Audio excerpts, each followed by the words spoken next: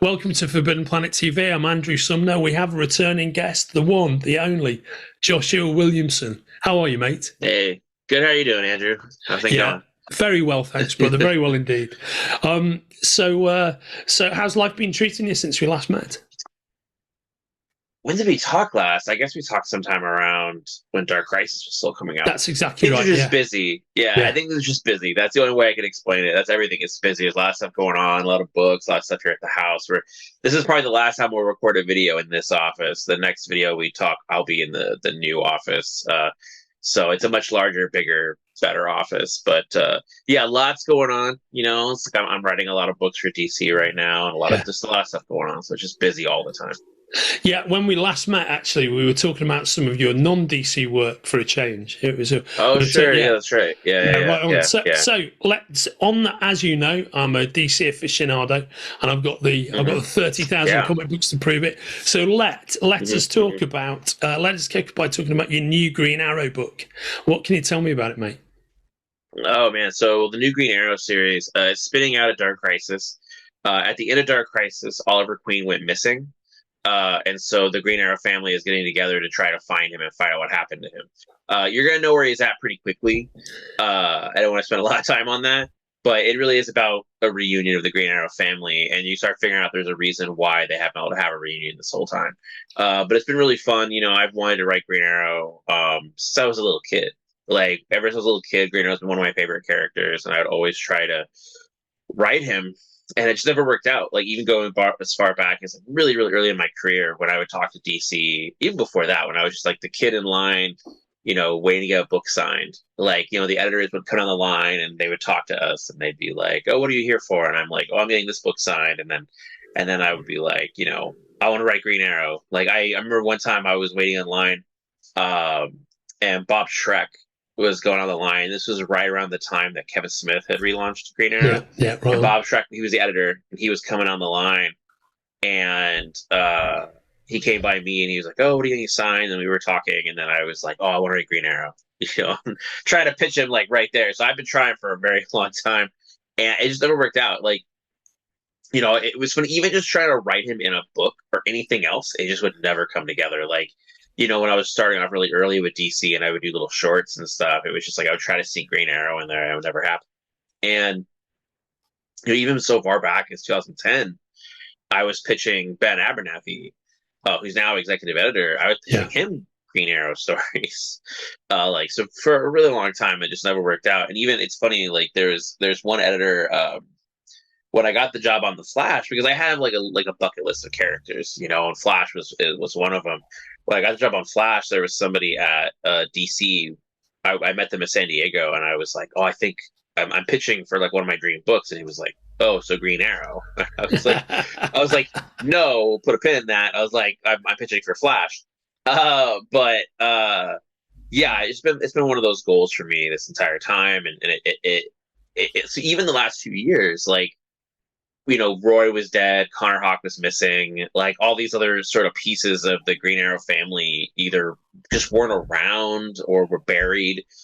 And so the last few years I was bringing them back. Like I got Roy back from the dead, I got Connor, I had Black Canary and Deathstroke, and I was always trying to.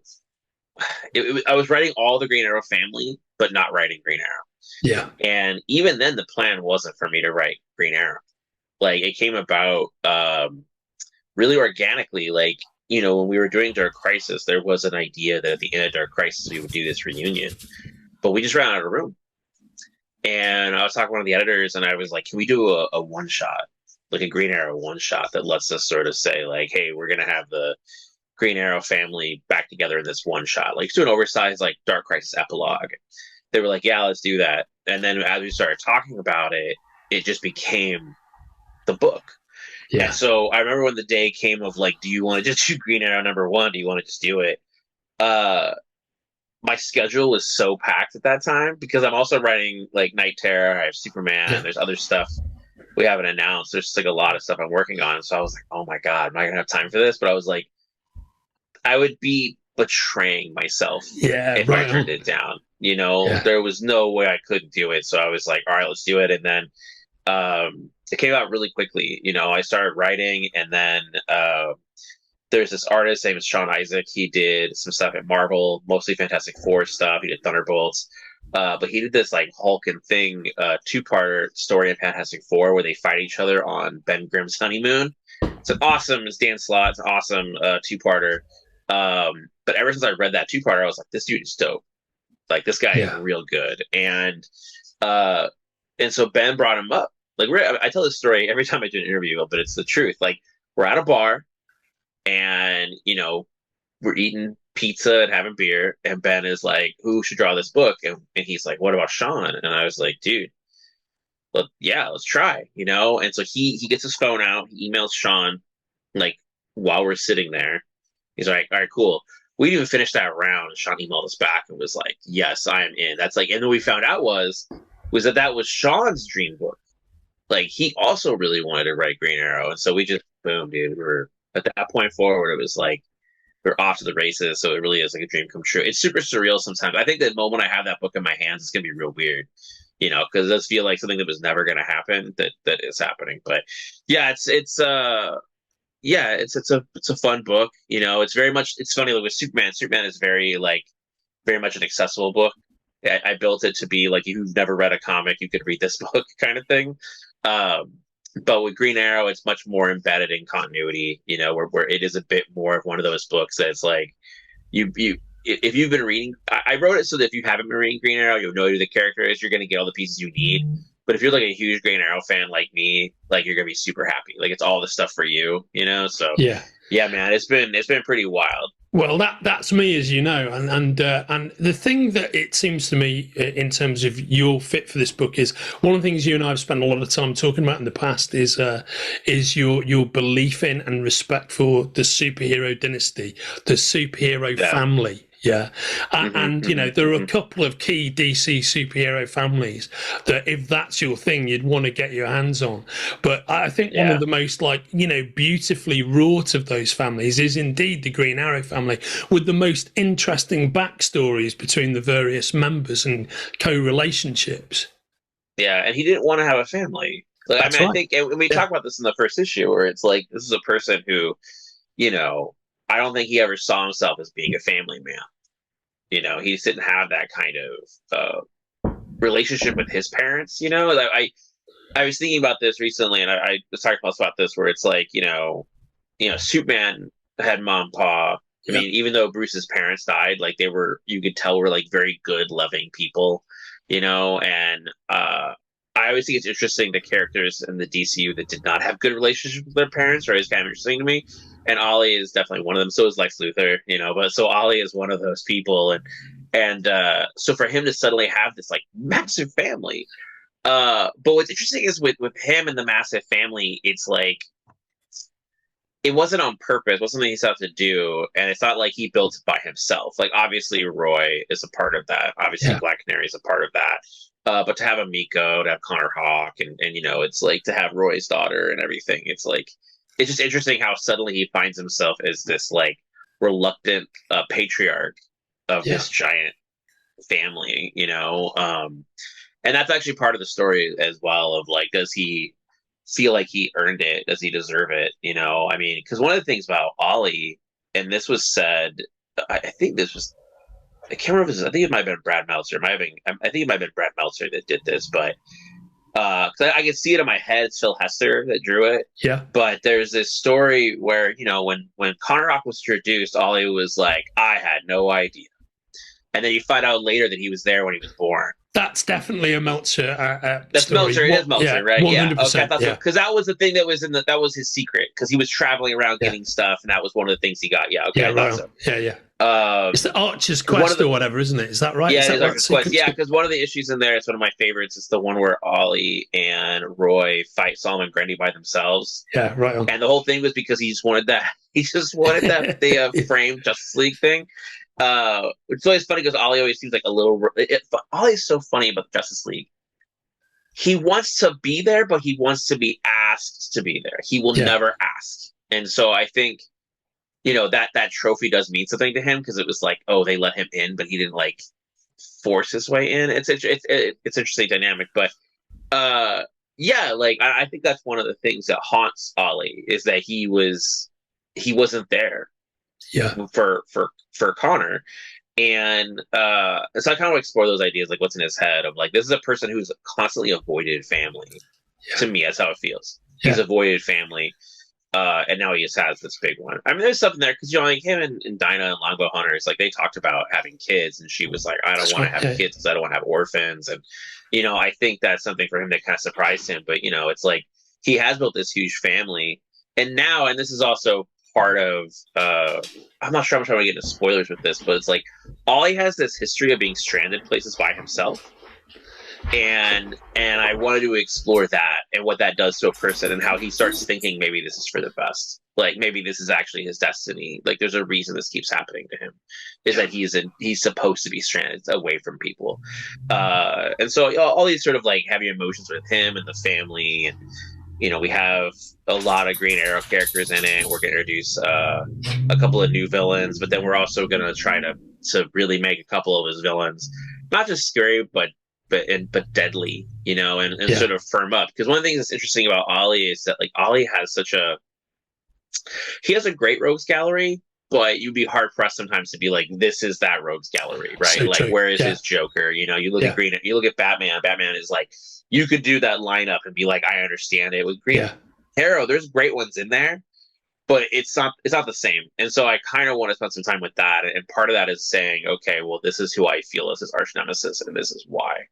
And that's also a piece of it. And then it's also tied into the bigger Dawn of DC plan that we have. Like that's something that's sort of teased in the first issue. There's a piece in the first issue that connects it to the bigger Dawn of DC storyline that we're building this year and next year.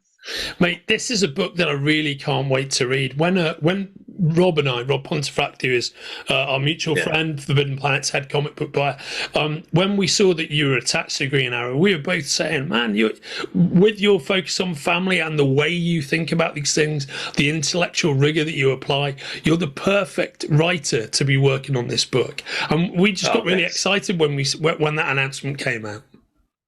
Thanks. Yeah, that means a lot to me because I do try to think about this stuff, and it's like, I don't know. Like I said before, it's like a dream come true of a book to be doing. But yeah, I definitely put myself into those characters' shoes and try to think about what those characters would do. I was thinking about this morning that I think every once in a while when you're writing these books, you have to slow down and remind yourself that these characters are human, you know, and they're going to do human things, and they're going to have, you know, it can't always be jumping off of rooftops 24/7. There's other things that they do, you know. And so with Oliver Queen and the Green Arrow family, and really any of the characters, I try to do that. I try to slow down and be like, okay, what would they actually do emotionally? You know, what is the actual thing here? And I think because, like, I always find stories about family fascinating and movies about family. You know, I'm a sucker for that stuff.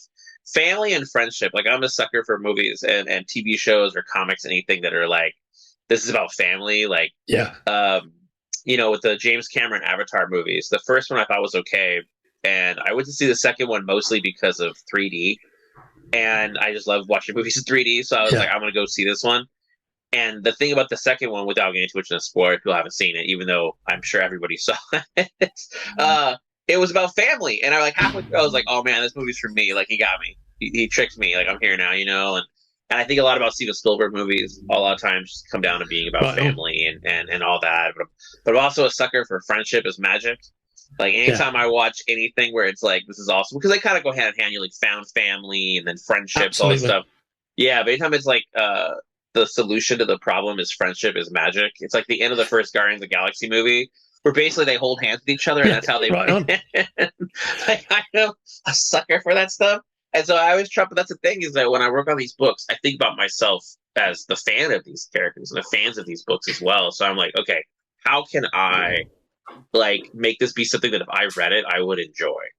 And those are the things. So that's why I always have a lot of like friendship is magic and family elements and things like that kind of put in there. And I think those things are some of the great hallmarks of your work and why you're really suited for, particularly for the characters that you've been playing with and working with over the last couple of years. I think this is why your DC work's been so well received, because somebody with your approach is just right for those characters. Can I ask you, mate, when were you first exposed to Green Arrow? In what form did you first read Green Arrow? Oh well, my fandom of Green Arrow is sort of backwards, because it's like I started loving Green Arrow because of the Superpowers toys. Yeah. Like when the Superpowers toys way back, in the 80s, like that was really my first introduction with those Superpower toys. And I just thought he was cool. Like I had the Superpower toy and I was just like, this is really cool. I literally loved it. And after that, it was like I started looking at things that were a bit more kid generated for Green Arrow, because I was young, I was like a little kid. But really when it came to reading the comics on a regular basis, again, because I was really young, and so when Death of Superman happened, it was a crossover with all the Superman books, but for one issue, it crossed over to Green Lantern. And at the time, I was still getting my comics in, go to the comic store when I could, but I would buy my comics in these like bulk. I think I told you before, like Costco here in the States, right? They would have those giant, like a month's worth of books in this like little shrink wrap package, And so I would get that, and it was all out of order. There was no. It took a while for me to start like filling holes, right? Because it was never in any order or anything. But in that was the one issue of Green Lantern that connected to Death of Superman. So I read that and I was like, I really like Green Lantern, but I don't know anything really about Green Lantern outside of like what as a little kid from like either collectible cards or, different kinds of just books you get and look like reading older. Like I think the first Green Arrow stuff I probably read was probably like, even as a little kid, I probably read the Golden Age stories, for him first. But even that was a kind of a different, like you're as a kid reading it different from you actually start reading it. And so I read that issue of Green Lantern, and I was like, okay, I'm really interested in Green Lantern now. What happens next? So the next issue was a Green Lantern Green Arrow crossover for an issue. The issue after that is when Emerald Twilight starts. And then Green Lantern goes on a whole other thing. But I remember getting that issue. That cover is really cool because it's like Hal and Ollie, and they're like all beat up and like angry, and it's just a cool looking. It's like I feel like it's an iconic cover. Like to me, I can see it in my head. It's really good. And so I read that, and then I was like, cool. I'm really interested in Green Arrow now. And then all this stuff happened. It's like 0 Hour happened, and he kills Ollie in that story, and then you get the 0 Hour issue when the Connor Hawk's introduced. And then, like, what is it? Like 2 years later, he dies. But in Green Arrow 100, but that's when I started reading it. So I started reading it there. So it was like I had this small little window of actual Green Arrow comics before Connor Hawk took over. And Connor Hawk was Green Arrow for a long time. If you actually look at the numbers, it's probably longer than you would think. This is part of why I always have a soft spot for Connor Hawk, and that's why I brought him back, and that's why he's in the book and everything. But that was really it. And then I started, you get a little older, and then you start working right backwards. You started hearing stuff. And I think we've talked about this before, but it's like, once I got into college, and then it was like, and then I was actually working at a comic book store that had a larger selection. It was a little easier to be like, okay, well, now I'm going to read Longbow Hunters. And then it was, obviously, Denny and Neil. Like, I got that slipcase, right? I still have that slipcase. Like, it's one of my, this one right here. Yeah, I've got it too, mate. Yes, this one is so good, dude. Absolutely, it's so good. It's such I remember when this came out. Yeah, I remember when this one came out, and I was so just like, I don't know, this was my jam when this one came out. So this is the first time I actually read it. Was here. And it was great. I think one of the things about comics that I always find fascinating, I've been thinking about this a lot lately, is sort of how like you find out these comics are important. Like somebody will give you a comic book and be like, this isn't, not only is it a good comic book, it is an important comic. So when you go into it, it gives you a weird perspective because you're going into something that's good and important, right? It's like when you're in school and they're like, you have to read Great Expectations. You're just like, it's a classic. So you're like, you have a kind of a perspective on it. So this was one of those books. I have a couple different versions of it. And I have the Golden Age Omnibus too, and a few other things. But, so I started reading Green Arrow, through that. But I feel like the Green Arrow #1 that was for me was really the Kevin Smith one, because that one was the first. It's a great book. And also, it's interesting when you go back and read that one, because that Green Arrow, his first arc, is so embedded in continuity. Like it was 100%. Embedded in, it's embedded in like 10 years worth of Green Arrow continuity, because you have the stuff with Ollie being gone, you have the stuff with Connor Hawk, it connects to Sandman. Yeah. You know, it like straight up is like deeply connected to. If you haven't read Sandman, I think you're fine. But if you have read Sandman, when you read those issues, you're like, oh my god, this is like super connected to Sandman. Like this, it gives you that extra level. It was connected to stuff that happened in Zero Hour. It was connected to the stuff that happened in Judgment Day and Final Night. Like the first page of Green Arrow #1 is a flashback to Final Night. Right on. Yeah, you know? And so, but for me, as a person who's like a continuity junkie, that first issue, and really that whole run that Kevin Smith did, and then obviously Brad Meltzer and Judd Winnick, but that first bit is so much like made for me because it really was like, this is a continuity heavy Green Arrow series. And because I was already at that time like continuity junkie, I was like, oh my god. But it was fun to come into that as fresh and new. Like everyone was coming into that new. Versus reading an older Green Arrow story where you're being handed this and somebody's like, oh, you like Green Arrow? You have to read this. This is the most important Green Arrow comic of all time. And so you're like, I really like this. I really enjoy it. And obviously you can tell it's something, but it doesn't have the same kind of like emotional connection to when you get to read it and discover it for the first time. But yeah, I mean, at that point, you know, by the time I was post Zero Hour, I was reading almost everything that was DC, but I always had a soft spot for Green Arrow. And, you know, anytime Green Arrow showed up in anything, I was like, I am here today. I am here to get that. You know, like at the time they were doing, I think it was just called DC Comics Presents. And it was just an anthology. Yeah. And it was like every time they did an Ollie story, you know, I was like, I'm here. It's like Ollie and Batman and Hal or something like that. I'm like, I'm here. I'm gonna get that one, you know. And I think one of the things that's so cool about Green Arrow, and what's so cool about the opportunity you've got with your book, is that while there are these incredible runs, these incredible Green Arrow runs, there's the Kevin Smith, there's the Mike Grell, there's the Denny O'Neil and Neil Adams. And they're all great.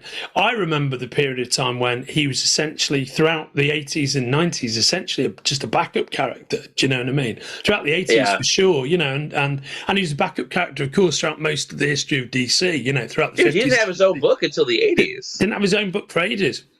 And well, you know, he was always like a supporting character up until a backup strip in Detective Comics, and there was a whole period of time where he was like he was a columnist for a newspaper, and he wrote a column called Queen's Gambit, and he'd appear in these 5 or 6 issue stories at the back of Detective or whatever. So in a way, even though he's one of the diehard characters who's been around since the beginning, that there isn't that you know, Titanic mythology surrounding him. I think there's lots of places within his history to explore and lots of places to take him. Well, that's what we're doing with him a little differently, and I think you'll see with issue 1 was it was like, you know, I really wanted to do. There's a part of me that wanted to do like a street level Green Arrow story, right? Like just him in the dirt, in the alleys, road rooftops.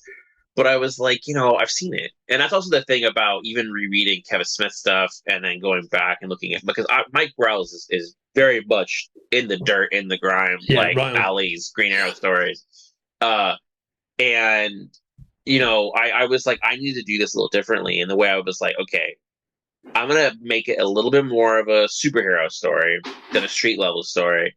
But also I'm going to take Oliver, and again, this goes back to what I was saying before, I'm going to strand him in places we haven't seen him stranded in before, right? So it's like, obviously, look at the first, you know, during Dark Crisis, he got lost on his way back. So it's like the first couple of pages of Green Arrow #1, he's stranded on some alien exotic world. And that first page where he's like on the beach, he's waking up on the beach, and he wakes up, he looks around, and he realizes he's on a beach again, he's stranded. And at first starts hitting the sand, and he's like, no, like, this cannot happen to me again. And then you turn the page, and it's this beautiful 2-page spread of this alien world, and he's like, well, this is different. You know, it's like, and I think, and that's the thing that happens throughout the series is we kind of explore him getting stranded in different parts of the DCU. So, you know, without getting a spoilers, he goes different places. He's not on that alien world for too long. So he gets set in different places, and so you get to see what it's. I think Oliver Queen is a character, because he's always the type of person that like will always find trouble. He'll always put his foot in his mouth. I wanted to see, and he's always a survivor. Like we know that because of him getting stranded places. I wanted to take him and just drop him in places we haven't seen him before and see how he reacts. Like how does he react, and then how does he clash with some of the people he meets? Because you know he will find trouble. like wherever it is we put him in. So that's part of it. So it's like while we have him getting dropped in different locations, you have the Green Arrow family doing a bit more of a on the ground kind of story, trying to figure out what happened and where he's at. In the process of trying to find him, they find out about a bigger mystery in the DCU, and it's like they have to kind of start exploring both of like, well, where's Ollie? But there's this other problem happening at the same time. So it's very much embedded in the DCU, but we get to see him in some different lights, because that was part of it. It's like I don't want to repeat what has been done. Yeah, especially because Kevin Smith run is about bringing him back. So with this one, it's like, well, we know he's missing, so I don't want to spend a lot of time on that. It's like let's get going and show where he is. Yeah. Josh, I just can't wait to get into it, mate. I'm really looking forward to it. And everybody, whether you're new to Green Arrow, new to DC, or an old-time DC fan like many of the Forbidden Planet faithful are, or a long-time Green Arrow fan like myself, like Josh, I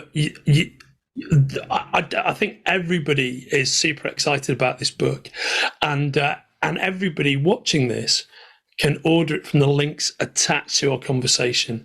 And mate, I just can't wait. I think you're the perfect choice for it. And thanks, man. What I've seen thus far makes me very excited. I just can't wait to get into it, brother. Right on. Thank you. You take care, Josh. I'll see you soon. See you soon.